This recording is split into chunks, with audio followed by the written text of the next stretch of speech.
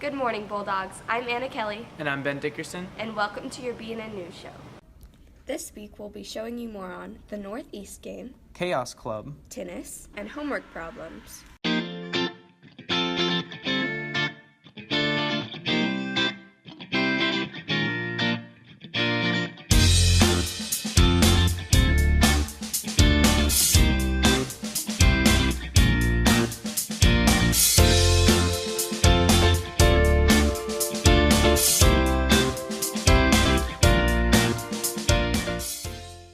North triumphed over East at last week's annual football game.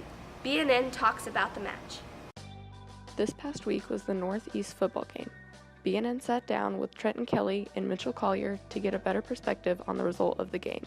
Before the game, I think it was a little tense, thing though it's a big rivalry game, but afterwards it was just everyone was happy and joyous and jumping around. Now, Coach B, if anybody has any doubts about Coach B, is not going to be very happy with that, and you just can't be an athlete and have any doubts. It feels great and really helps throughout the school. Everyone's happy then, and it's just a great environment. The most memorable part would probably be throwing my first touchdown pass and really getting the game going in our direction. And everyone plays a key role in the game, so it's a whole team effort.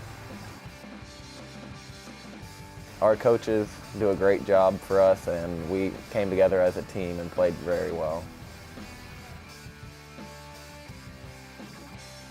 I was pretty nervous, to be honest, being my first rivalry game, but after about the first quarter, I began to settle down. As a sophomore playing varsity football, I mean, it's a little more difficult because you haven't had as much time to prepare, and you're playing against kids that sometimes can be 18 years old, and you know, they always kind of like, the teams try to attack you because you're the younger player on the team. It was nerve-wracking, definitely, and some people won't say they're nervous, but it's really an experience you will only get here in Columbus. Thought we were a little slow coming out, just getting some jitters out. It's a big game, but at the end, towards the fourth quarter, we really separated. Football's next home game is September 1st at 7 o'clock. This is Hallie Schwarzkopf reporting for BNN.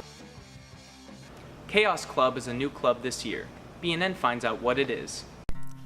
BNN sat down with co-presidents Nick Stevens and Floyd Athade to learn more about Chaos Club. Chaos Club stands for choosing how to activate our spirit, and Nick and I pretty much we just brought it back, and we support and promote school spirit throughout the school, and pretty much like for sports teams, academic teams, different clubs, and like performing arts. So like school productions, that's what we do. We usually meet on Wednesday mornings, or like we're working on a meeting in the afternoon too, but it's in Mrs. Bailey's room, and it just depends on when it is. But we send out a reminder for when to come so people would show up. Usually we decide a theme.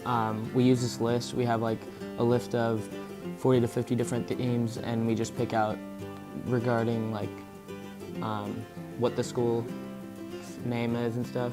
Like this past weekend, we had North versus East, so we did Outshine the Torch.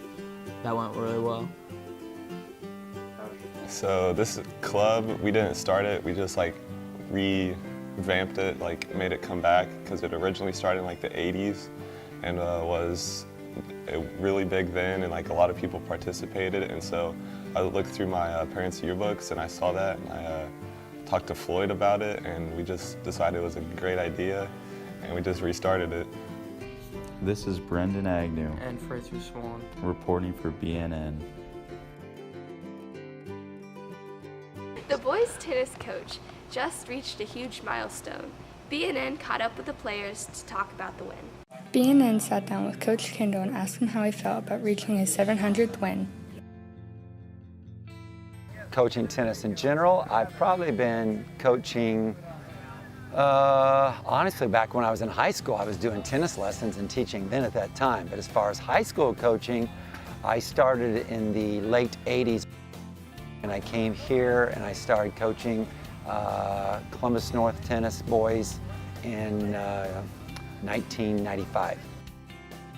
I guessed it was 700th. I didn't realize it was my 700th win. Everyone surprised me with that situation there. I was not prepared. I don't look at that stuff. I don't keep track of it.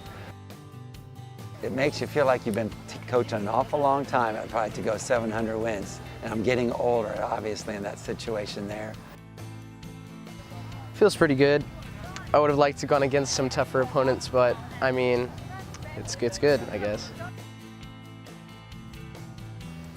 I mean, that's a lot of games. I don't really know. I don't know when he started, but it's a good accomplishment, I guess. He didn't know about it, so I guess that's good. This is Katie Orn reporting from BNN. BNN talked with students about homework issues. Here's what they said. BNN sat down with Pavithra Venkataraman and Andrea Corbeils to discuss homework.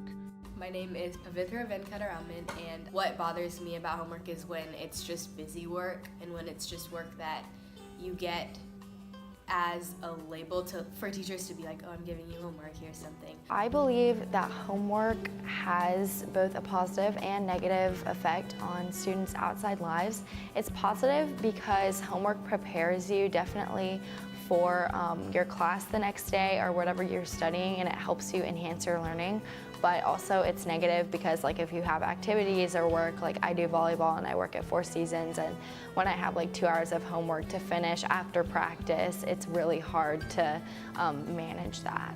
I am a senior.